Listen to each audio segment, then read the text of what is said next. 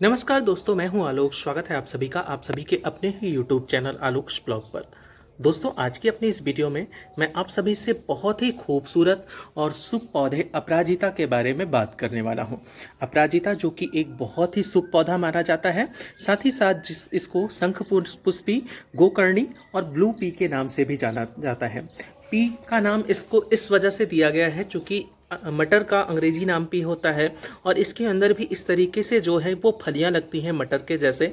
इस वजह से इसको ब्लू पी के नाम से जाना जाता है क्योंकि इसके फ्लावर्स जो होते हैं वो ब्लू होते हैं। नीले रंग के अलावा ये नीले रंग के डबल पेटल्स, वाइट कलर और पिंक कलर के में भी पाया जाता है।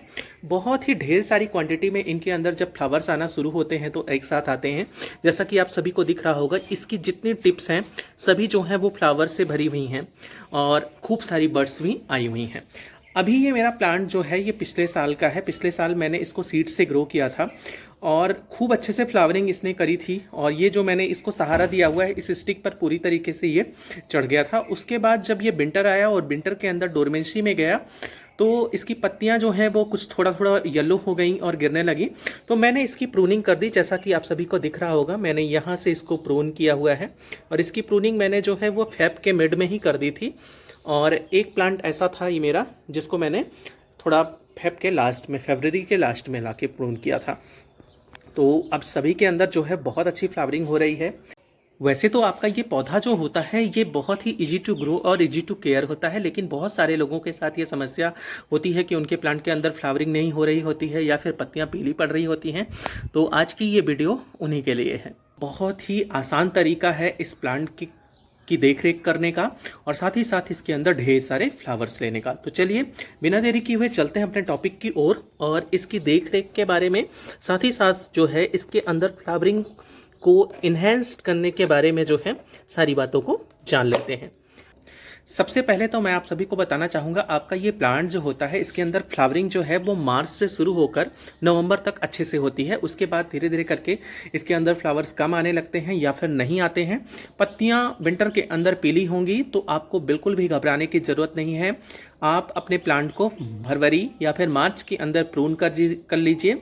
बहुत अच्छे से इसके अंदर न्यू ग्रोथ आएगी और जो न्यू ग्रोथ आएगी उसके अंदर खूब अच्छे से फ्लावरिंग भी होगी।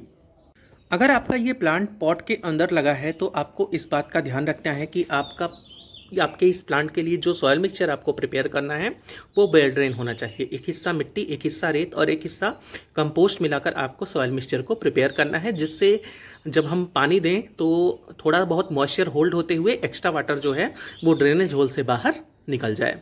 और अगर मिट्टी आपकी हल्की होगी तो रूट्स को डेवलप करने में काफ़ी ज़्यादा आसानी होगी। तो इस तरीके से हमको अपने प्लांट को सॉयल मिक्सचर देना है। दूसरी चीज़, पॉट के अंदर अगर आपका प्लांट लगा है तो आप कोशिश ये कीजिए कि मैक्सिमम जो है वो 6 घंटे और मिनिमम 4 घंटे की सनलाइट आपके प्लांट को मिले। वही इस प्लांट के लिए इनफ होगा। मतलब पूरे दिन की सनलाइट आपको नहीं देनी है, ना ही 4 घंटे से कम की देनी है। बात अगर आपके इस प्लांट के लिए आ जाए वाटरिंग की, तो मैंने बताया कि ओवर वाटरिंग आपके प्लांट के अंदर नहीं होनी चाहिए। मिट्टी वेल ड्रेन होना चाहिए, एक्स्ट्रा वाटर जिससे स्टैंड ना करे। लेकिन जो है आपका ये प्लांट मॉइस्चर भी पसंद करता है। इसकी मिट्टी कभी भी पूरी तरीके से ड्राई मत होने दीजिए।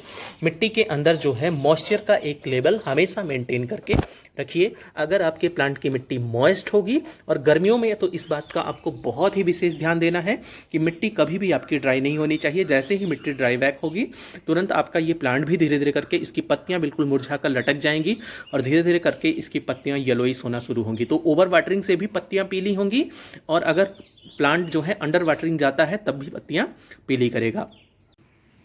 बात अगर फर्टिलाइज़र की आती है तो आपको अपने इस प्लांट के लिए फर्टिलाइज़र कोई बहुत ज़्यादा जो है वो नहीं देना है। नॉर्मल सी काउडंग कंपोस्ट इसके लिए इनफ होती है। यहाँ पर जो है मैंने प्रूनिंग के बाद अपने 2 पौधों को जो है खाद दे दिया था और इसको मैंने नहीं दिया था। तो ये जो मेरी काउडंग कंपोस्ट है ये 6 महीने अच्छे से पुरानी है और खूब अच्छे से डिकम्पोज हो चुकी है। 6 महीने या उससे ज़्यादा पुरानी होनी चाहिए। इसको हमें अपनी मिट्टी के अंदर अच्छे से मिला देना है। चूँकि मैंने ये जो प्लांटर लिया है ये मेरा खुद का बनाया हुआ है DIY प्लांटर। तो अगर आप पॉट के अंदर जैसे आपका है तो लगभग जो है इसके अंदर जो मिट्टी आई है वो 8 इंच के प्लांटर के लगभग आई है। तो मैंने इसको 2 मिट्टी खाद दे दी है। आपके पास अगर जैसे 8 से 12 इंच का प्लांटर हो तो आप 2-2 मुट्ठी खाद जो है अपने प्लांट को दे सकते हैं। तो ये मैंने इसको काऊ डंग कंपोस्ट दे दी और इसी से ये बहुत अच्छी ग्रोथ करेगा। तो ग्रोथ और फ्लावरिंग मुझे इससे तो अच्छी मिल ही जाएगी, लेकिन अगर हमें अपने प्लांट के अंदर, जैसे कि हमारे प्लांट के अंदर बिल्कुल भी फ्लावर नहीं आ रहे हैं, तो प्लांट के अंदर फ्लावरिंग को बढ़ाने के लिए ये मैंने एक लिक्विड फर्टिलाइज़र तैयार किया है, जिसको आप काऊ डंग कंपोस्ट से तैयार कंपोस्ट टी भी बोल सकते हैं। ये गोबर की उपले हैं, इसको मैंने लगभग 48 घंटे डुबोकर इस पानी के अंदर रखा हुआ था और देखिए 48 घंटे डुबोने के बाद इस पानी का रंग बिल्कुल बदल गया है। तो आप चाहें तो अपने प्लांट के ऊपर, चूंकि अब गर्मियों के अंदर सबसे अच्छी खाद यही होती है, तो हम अपने प्लांटर के अंदर सीधे इसको अप्लाई कर सकते हैं या फिर जो है प्लांट की पत्तियों पर खूब अच्छे से इसको स्प्रे कर सकते हैं। दोनों ही हमारे प्लांट के लिए बहुत ज़्यादा फायदेमंद होगी। तो 2 तरीके से हम इस खाद को दे सकते हैं। एक तो पहला मिट्टी के अंदर अप्लाई कर सकते हैं, दूसरा जो है इसके ऊपर छिड़काव कर सकते हैं। तो खाद देने के लिए सबसे पहले तो मैंने देखिए अपने प्लांट को प्रून किया हुआ था। प्रूनिंग के बाद जो है मैंने आज जो है इसको काऊ डंग कंपोस्ट जो है 2 मुट्ठी दे दी है और उसके बाद जो है इसी कंपोस्ट से तैयार ये कंपोस्ट टी या फिर जो है आप ये गोबर की उपलें आपके पास हो तो उसको भी आप भिगोकर इस खाद को तैयार कर सकते हैं और इसको जो है अपने प्लांट के ऊपर आपको सीधा अप्लाई कर देना है या फिर जो है रूट्स में दे देना है। तो बस कुछ नहीं करना है, सीधा जो है अपने प्लांटर के अंदर इनको इस तरीके से डाल देना है और स्प्रे भी कर सकते हैं आप। तो अभी फ़िलहाल मैं जो है इसको प्लांटर के अंदर ही इस तरीके से मिट्टी के अंदर ही डाल रहा हूँ। फिर से मैं दोबारा जब देना होगा इसको तो मैं सीधे जो है प्लांट की पत्तियों पर अप्लाई करूँगा।